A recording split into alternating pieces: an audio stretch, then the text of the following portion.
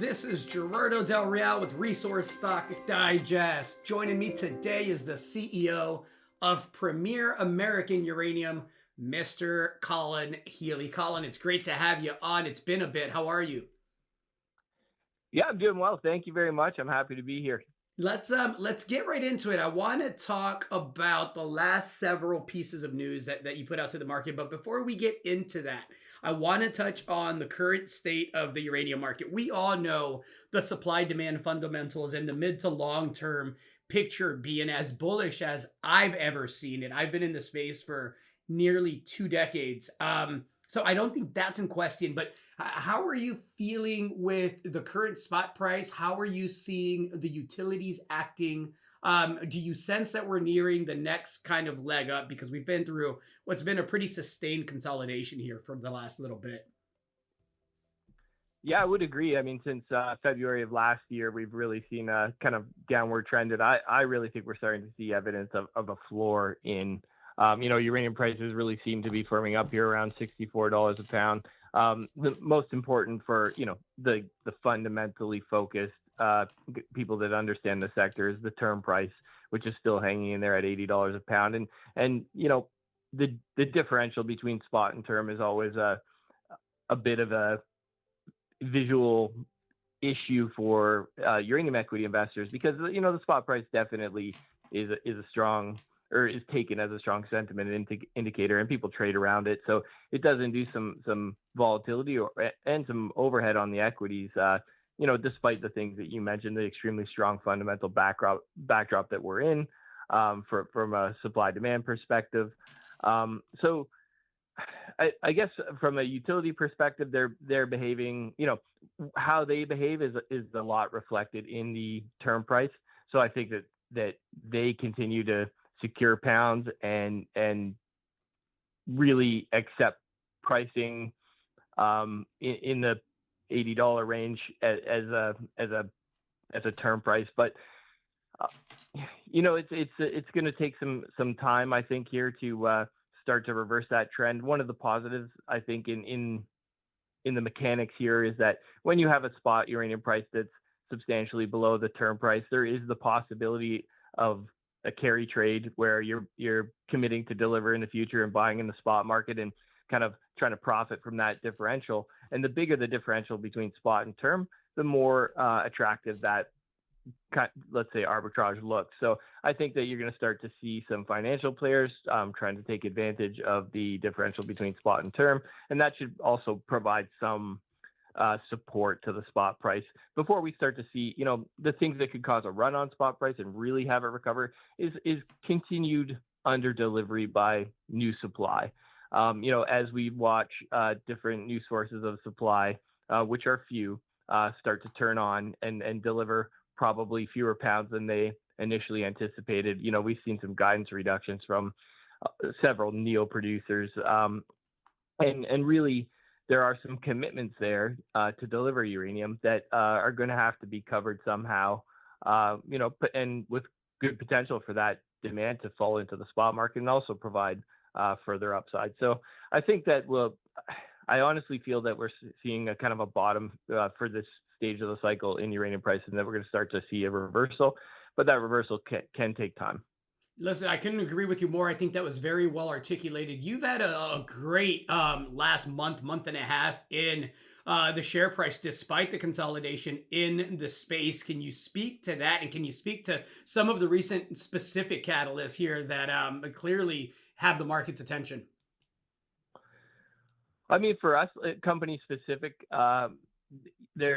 we announced earlier that we are going to move our Sebieta project, which we acquired in June of 2024, close the acquisition of.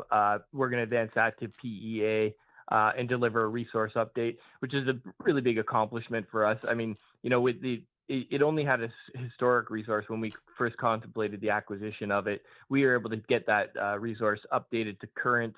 So we have a 43101 resource of 23.5 million pounds at Sebieta in New Mexico.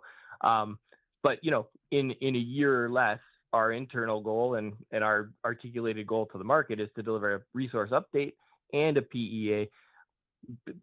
By early summer, we're saying, and we're pushing as hard as we can to make sure that we don't our goal is always to under promise and over deliver. So we're going to do the best that we can.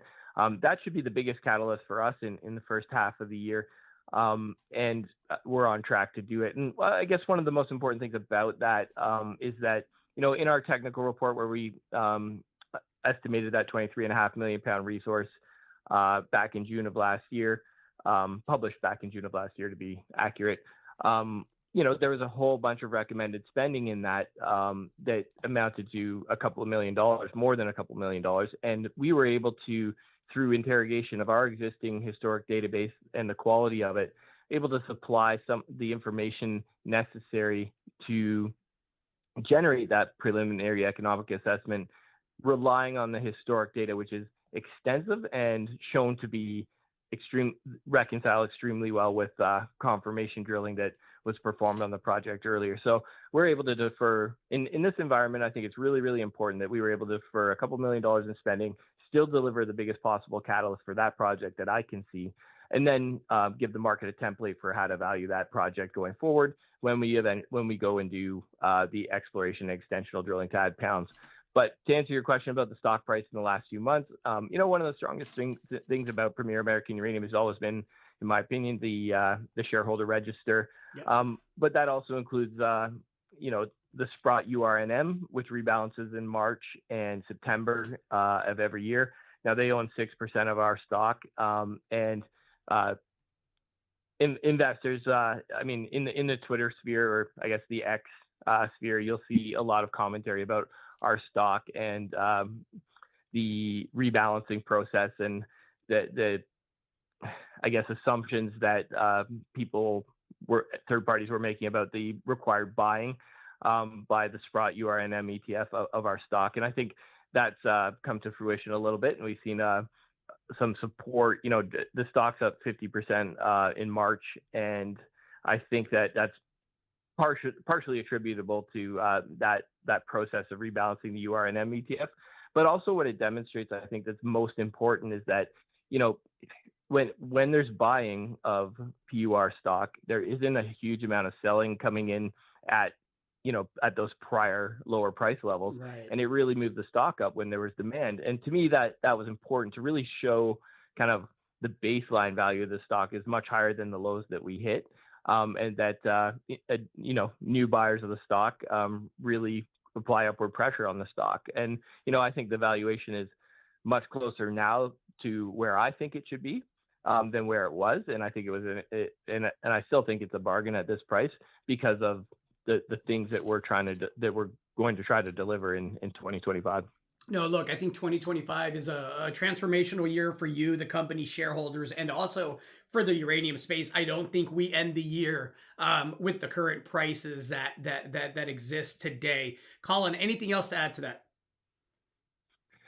No, I think that probably I would also mention that. So I kind of told you what the catalysts were going to be for the first half of this year. We're going to get a resource update, and quickly on the back of that, or concurrently, we're going to have a PEA showing the first economics and mine concept for our New Mexico project, Sabieta. But, almost immediately on the back of that, depending on when we deliver it, we're going to be out drilling at our Cyclone project in Wyoming. It's a ISR target that we started drilling in 2024.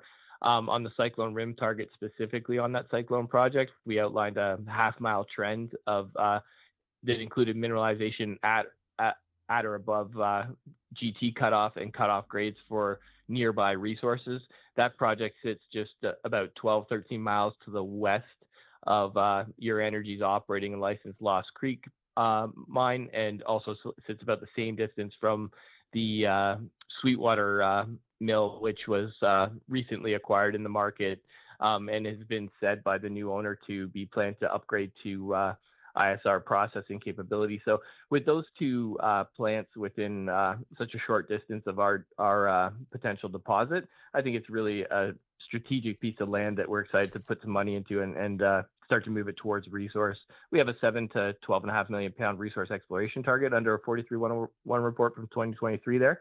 So we're excited that we've started to see mineralization with good grades over a decent trend. So looking forward to delivering that news from kind of July to October. So it should be a good year for us.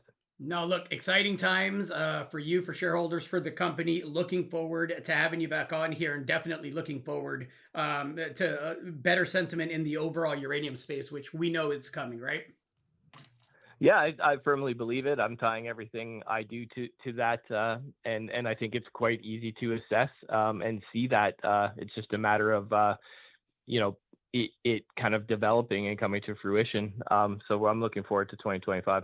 Good stuff. Colin, thank you for your time. Appreciate it. Thank you. Appreciate it.